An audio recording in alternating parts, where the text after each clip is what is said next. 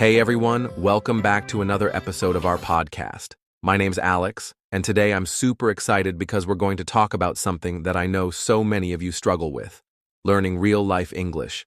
And of course, I'm not alone. I've got my good friend Sarah here with me. How are you doing today, Sarah? Hi, Alex. I'm doing really well, thank you.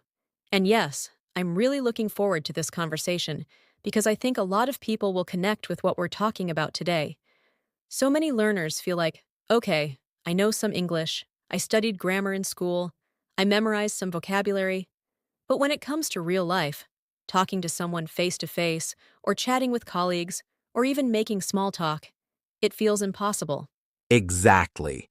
And I think one of the main problems is that English in the classroom or in textbooks is often very different from English in real life. Textbooks teach you perfect grammar sentences like, "Could you please tell me where the nearest post office is located?" Which is fine, but in reality, nobody really talks like that. Oh my gosh, yes! In real life, people would just say, hey, where's the post office?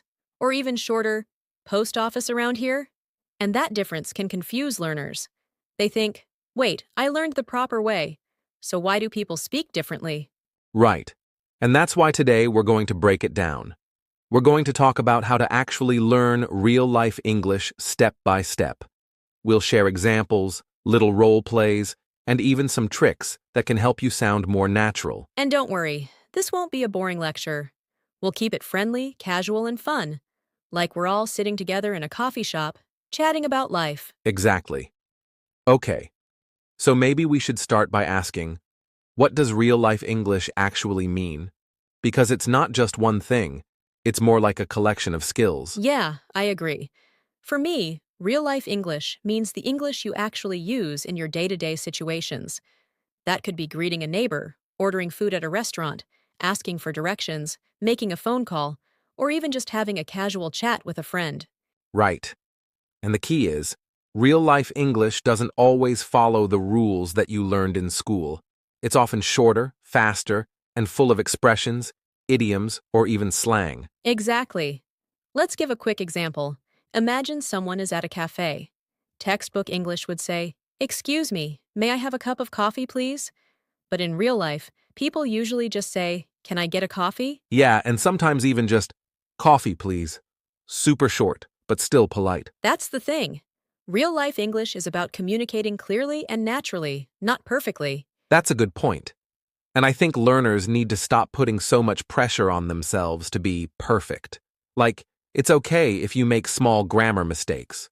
What matters is, did the other person understand you? Exactly. People don't remember your grammar mistakes. They remember your smile, your tone, and whether you were able to connect with them. Exactly.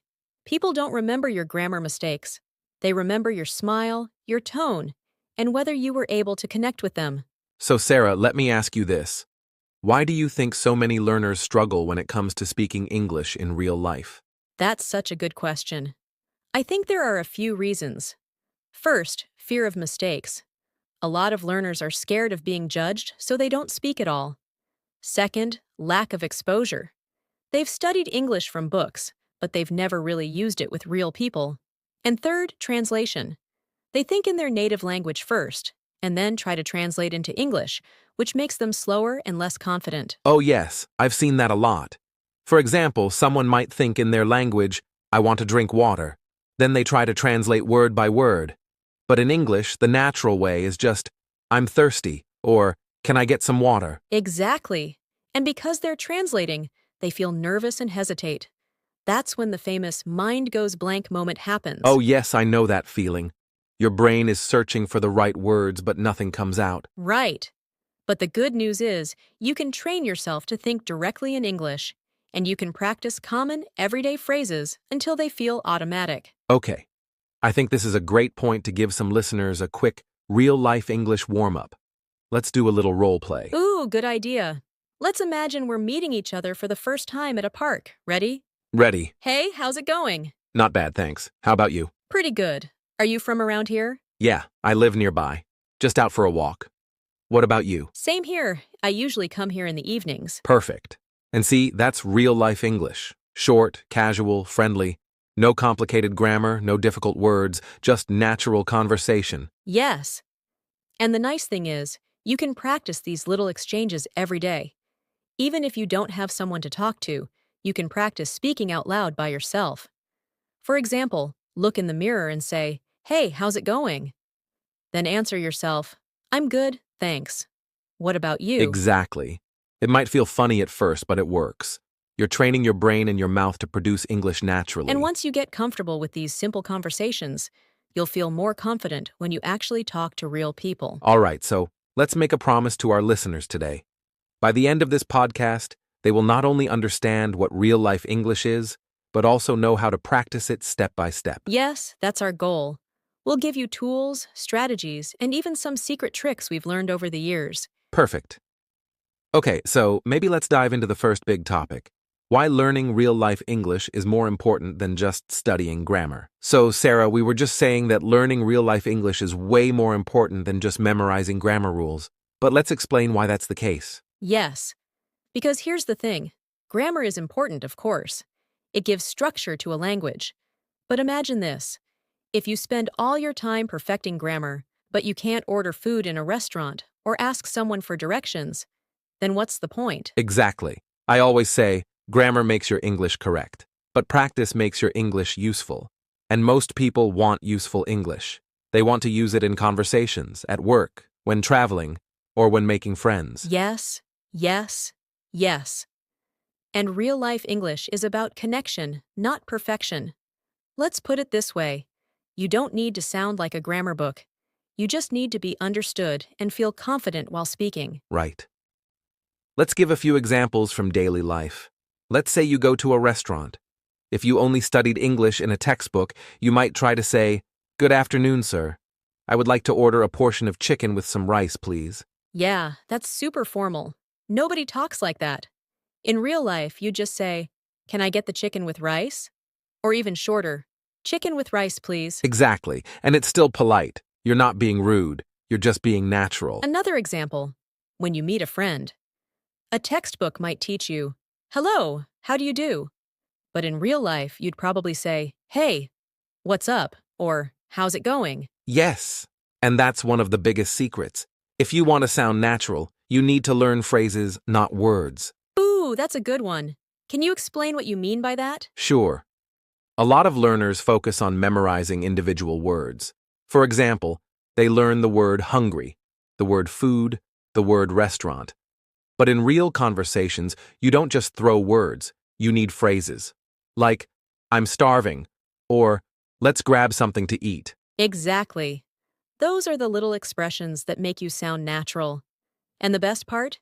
People use them every day, so if you learn them, you'll understand conversations much more easily. Yes. Let's maybe share a few super common real-life English phrases that listeners can start using right away. Great idea! Okay, let's do a list. All right. Number 1, no worries. This means it's okay or don't worry about it. Like if someone apologizes, instead of saying it's all right, you can say no worries. That's a really good one. Number 2, sounds good. This is a supernatural way to agree with someone's plan. If a friend says, "Let's meet at 5, you can reply, "Sounds good." Yes. Number 3, I'm down.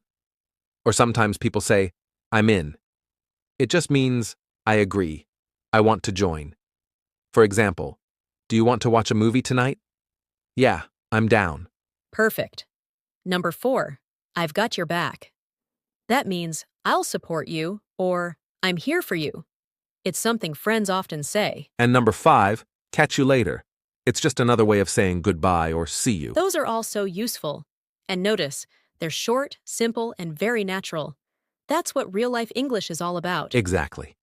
Okay, let's get practical. Let's imagine a few real-life scenarios and show how you can actually use these phrases. Ooh, role play time again? Yep. Okay, scenario 1. You're meeting a friend at a cafe. Ready? Ready. Hey Sarah, want to grab a coffee later? Yeah, sounds good. What time? Maybe around 5? Perfect, I'm down. See you then. Cool, catch you later. See? Natural, short, friendly. That's how people really talk? Yes. And notice how we use 2 of the phrases we just taught. Sounds good and I'm down. This is how learners can practice. Learn a phrase, then immediately put it into a little role play. Exactly. You can even practice these role plays by yourself. Imagine you're talking to a friend. Order your own coffee out loud. Pretend you're chatting on the phone. It may sound silly, but it's powerful practice. Yes, I actually used to do that when I was learning Spanish. I would walk around my room pretending I was in a restaurant or on the street. It felt weird at first, but it made me so much faster in real conversations. That's such a good point. Because confidence doesn't come from thinking, it comes from practicing. Yes, and one more important thing. When you practice, don't just focus on words, focus on tone and intonation. Real-life English is not only about what you say, but how you say it. Oh, yes. For example, if someone asks, "How are you?" In a textbook, you might reply, "I am fine, thank you." And you? Which is technically correct, but it sounds robotic. Exactly. In real life, you'd say, "I'm good, thanks. How about you?" Or even just, "Pretty good. What about you?" Yes, and the tone makes it friendly. If you say it with a flat voice, it sounds boring. But if you say it with a smile in your voice, people feel the energy. So here's a little tip for everyone listening. Practice speaking English with a smile. Seriously, it changes everything. Oh, yes, I love that. Because when you smile, your voice naturally sounds warmer and friendlier, and people respond better. Okay, let's move to another scenario. Shopping. Let's say you're at a clothing store. How would a real-life conversation go? All right, let's role play. You be the customer, I'll be the shop assistant. Hi, do you have this shirt in medium size? Let me check. Yeah, here you go. Thanks, how much is it? It's $25. All right, sounds good, I'll take it. Perfect. Short, simple, natural. Yes, and again, you don't need big words. Just polite tone and simple phrases. And the best part is, these kinds of conversations repeat everywhere. Once you learn the basic phrases, you can use them in restaurants, shops, hotels, airports, you name it. Exactly. And that's the secret. Focus on high-frequency phrases that you'll use again and again. Yes. Like, can I get, / how much is it? That's fine, / sounds good, / I'll take it. And once you master those, you'll feel like, hey, I can actually survive in English.